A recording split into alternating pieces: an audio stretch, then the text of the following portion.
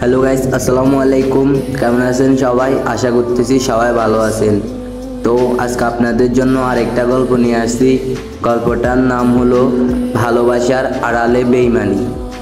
তো চলুন গল্পটি শুরু করা যাক। প্রথম দেখা।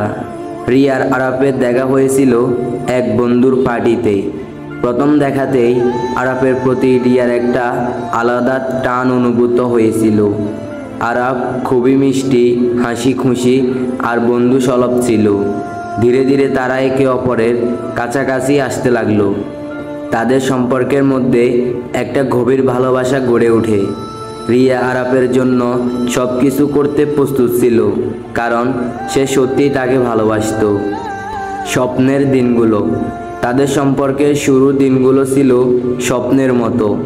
আরাফ রিয়াকে সবসময় বলে যেত, তুমি ছাড়া আমি বাঁচতে পারবো না। রিয়া তার জীবনের প্রতিটি মুহূর্তে আরাফকে অনুভব করত। তার জন্য সে নিজের সব কিছু ত্যাগ করতে প্রস্তুত ছিল। বেইমানির ছায়া।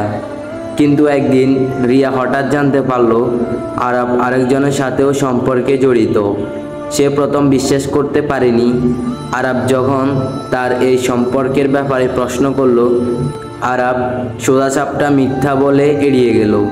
রিয়া বুঝতে পারল এতদিন যে মানুষটাকে তার পৃথিবী ভেবেছিল, সে তাকে শুধু ঠকিয়ে গিয়েছে। মুখোমুখি। রিয়া একদিন সাহস করে আরাফের সাথে মুখোমুখি হলো।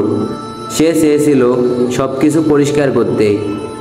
আরাফ তার ভুল স্বীকার করলো, কিন্তু তার মুখে ছিল না কোনো অনুশোচনা, বরং সে রিয়াকে দোষারোপ করতে লাগলো যে তার ভালোবাসা ছিল যথেষ্ট নয়।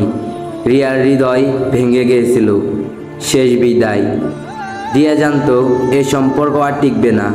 সে আরাফকে বিদায় জানিয়ে চলে গেল, কিন্তু তার হৃদয়ে ছিল আরাফের প্রতি গভীর ভালোবাসা আর বেইমানির তীব্র কষ্ট। শেষ কথা। যখন তুমি কাউকে মন প্রাণ দিয়ে ভালোবাসো আর সে মানুষটি তোমার বিশ্বাস ভেঙে দেয়, তখন হৃদয়ে যে ক্ষত সৃষ্টি হয় তা কখনো মুছে ফেলা যায় না।